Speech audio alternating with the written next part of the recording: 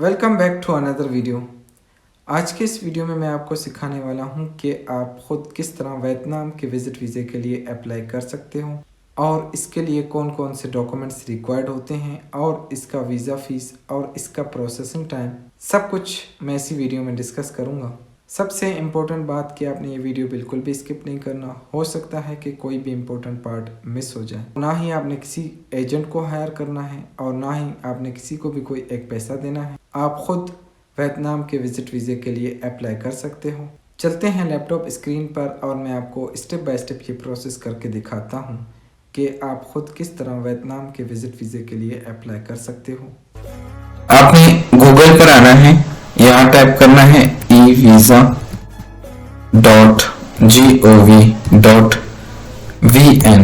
आपने एंटर करना है। ये जो फर्स्ट वेबसाइट है वियतनाम नेशनल इलेक्ट्रॉनिक सिस्टम, आपने ये ऑफिशियल वेबसाइट है वियतनाम की, आपने यहाँ पर आना है।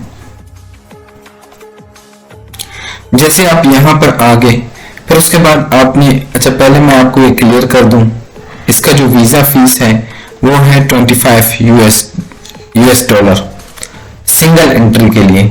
अगर आप सिंगल से मोर एंट्री है तो इस सूरत में $50 है वीज़ा एंट्री। फिर उसके बाद आपने आ जाना है फिल आउट। फिर उसके बाद आपने आ जाना है अप्लाई नाउ। आपने अप्लाई नाउ करना है उसको। अप्लाई नाउ जैसे कर लिया, एक मरतबा ये अगर पढ़ना चाहते हो तो वेल एंड गुड। फिर उसके बाद कंफर्म करना है, फिर उसके बाद आपने नेक्स्ट करना है। आपने जैसे नेक्स्ट कर लिया, फिर उसके बाद इस तरह का पेज ओपन होगा।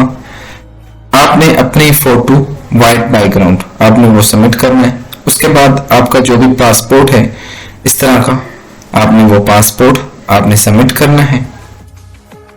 फिर उसके बाद नीचे आ जाते हैं, जो भी आपका सरनेम है आपने वो लिखना है यहाँ पर। डेट ऑफ बर्थ, जो भी आपका डेट ऑफ बर्थ है आपने वो लिखना है यहाँ पर।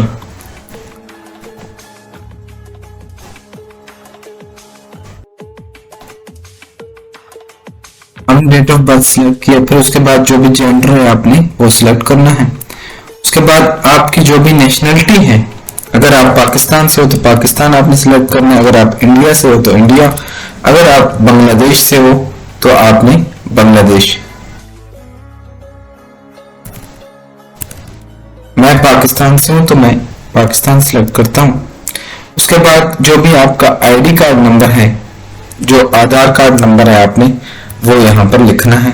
जो भी आपका आधार कार्ड नेम है नंबर है आपने वो लिखना है। और फिर उसके बाद जो आपने ईमेल है जो यूज करते हो आपने वो लिखना है। फिर उसके बाद रिलीजियस, जो भी आपका रिलीजियस है आपने वो लिखना है। फिर उसके बाद बर्थ ऑफ प्लेस के आप किस सिटी में पैदा हुए हो आपने वो लिखना है। फिर दोबारा ईमेल, आपने उस ईमेल को वेरीफाई करना है।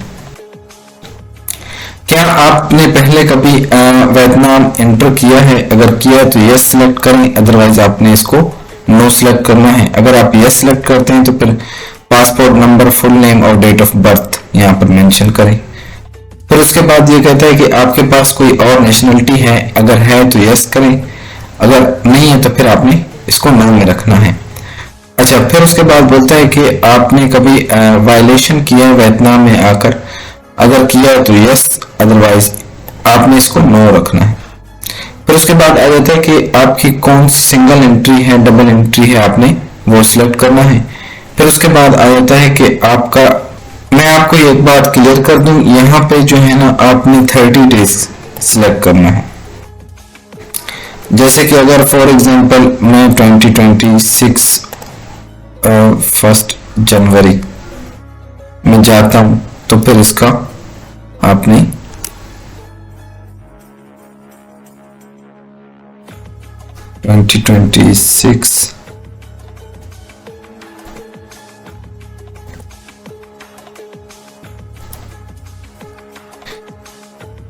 आपने ये सिलेक्ट करना है।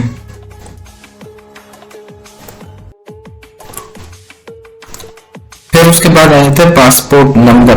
जो भी आपका पासपोर्ट नंबर है आपने वो लिखना है, जो भी आपका पासपोर्ट नंबर आपने वो लिखना है।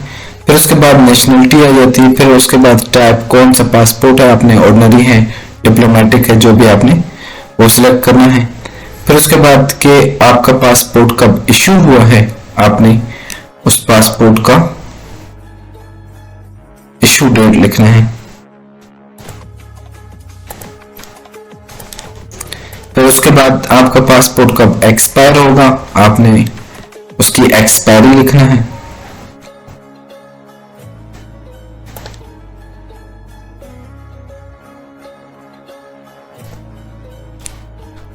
फिर उसके बाद आ जाता है कॉन्टैक्ट इंफॉर्मेशन।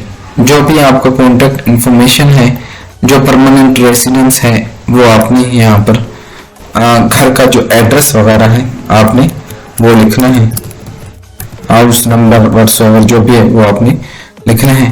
फिर उसके बाद दोबारा आपने कॉन्टैक्ट नंबर वही लिखना है, कॉन्टैक्ट एड्रेस। फिर उसके बाद आपने फोन नंबर आपने यहाँ पर लिखना है। फिर उसके बाद आपने का जो भी इमरजेंसी कॉन्टैक्ट आपने यहाँ पर अपने फादर का नेम दे दें।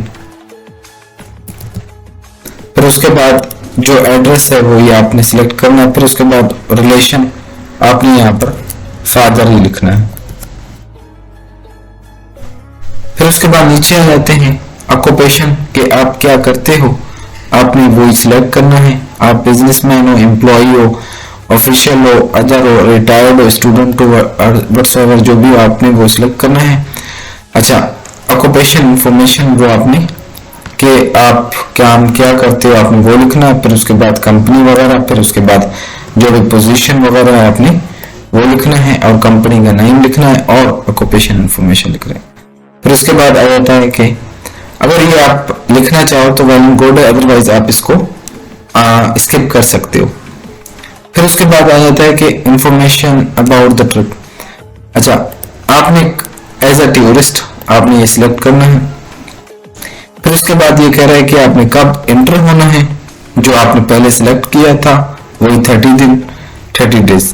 फिर उसके बाद अच्छा फोन नंबर आपने इसको स्किप कर दी।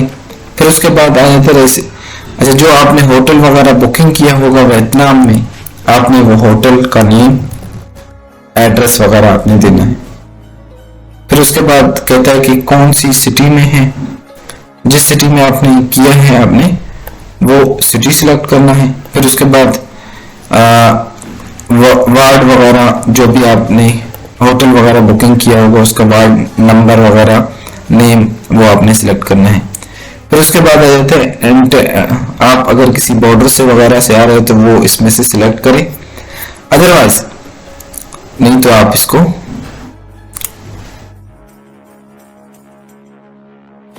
या तो किसी अगर एयरपोर्ट से आ रहे हो तो एयरपोर्ट आपने सिलेक्ट करना है।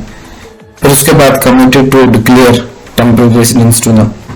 फिर उसके बाद आ जाता है कि अगर आपने इन तीनों को नो ही रखना है, आपने इन तीनों को नो रखा। फिर उसके बाद आपने इसको स्किप कर देना है। स्किप करने के बाद आपने ट्रिप एक्सपेंस, आप जितना भी एक्सपेंस करोगे वियतनाम में जाके आपने वो डॉलर लिखने हैं, यूएस डॉलर में $1000 लिख देना। फिर उसके बाद मतलब कि आपके पास इंश्योरेंस है तो आपने यस करना है। और फिर उसके बाद आ जाता है स्पेसिफाई करें, आपने इसको स्किप कर देना है। फिर उसके बाद आ जाता है कि ये आपका अपना है, आपने यहाँ से पर्सनल सिलेक्ट करना है। अगर आप कंपनी की तरफ से जा रहे हैं तो कंपनी सिलेक्ट करना, अदरवाइज आपने पर्सनल। अच्छा, फिर उसके बाद आपने यहाँ से कैश वगैरह, अगर क्रेडिट कार्ड यूज करते हो तो क्रेडिट कार्ड, कैश यूज करते हो तो कैश। फिर उसके बाद आपने नेक्स्ट करना है। आपने जैसे नेक्स्ट कर लिया फिर उसके बाद ये रिव्यू करेगी, एक मर्तबा चेक करेगी। चेक करने के बाद आपने भी एक मर्तबा देख लेना है कहीं मिस्टेक तो नहीं, अगर मिस्टेक है तो आप उसको करेक्ट कर सकते हैं। फिर उसके बाद ये जो सिक्योरिटी नंबर है आपने सिक्योरिटी नंबर आपने ये लिखना है। फिर उसके बाद आपने नेक्स्ट करना है। फिर उसके बाद इस तरह का डिक्लेरेशन कंप्लीट आ जाएगा। फिर आपने उसको कंफर्म करना है, एक मरतबा देख लेना है, फिर उसके बाद आपने कंफर्म करना है। आपने जैसे कंफर्म कर लिया, फिर उसके बाद आई एग्री करके आपने इसको पे करना है। जैसे कि मैंने आपको बताया कि 25 US डॉलर है। फिर आपने उसको पेमेंट पे आ जाना है। आपने पेमेंट पे आके आप जो भी पेमेंट वगैरह यूज करते हो आपने वो सिलेक्ट करना है।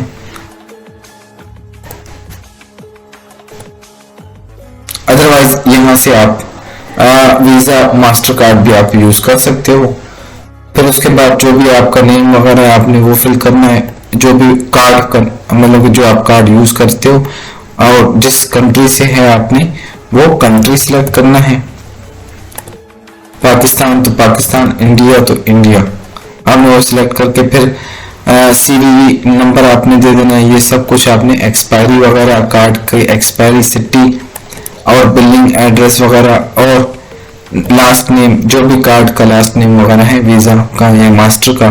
फिर उसके बाद आपने कंटिन्यू करना है। कंटिन्यू कर लिया, फिर उसके बाद जो है ना आप अपनी पेमेंट कर लोगे। फिर उसके बाद जो है ना आपके पास एक मेल आएगा PDF फॉर्म में, वो ई वीजे की शेप में, वो आप अपने पास साथ ले जाना है। और इसका जो प्रोसेसिंग टाइम है वो है 3 से 5 वर्किंग डेज। That's all. अगर आपको ये वीडियो अच्छी लगी हो तो आपसे यही रिक्वेस्ट है कि मेरी वीडियो को लाइक और चैनल को सब्सक्राइब करें। सबसे इम्पोर्टेंट बात कि वियतनाम के विजिट वीज़े के लिए कौन कौन से डॉक्यूमेंट्स रिक्वायर्ड होते हैं। Visa application form, passport, passport size photos, white background, CNIC copy, return flight booking, hotel booking, bank statement, visa fee receipt. That's all.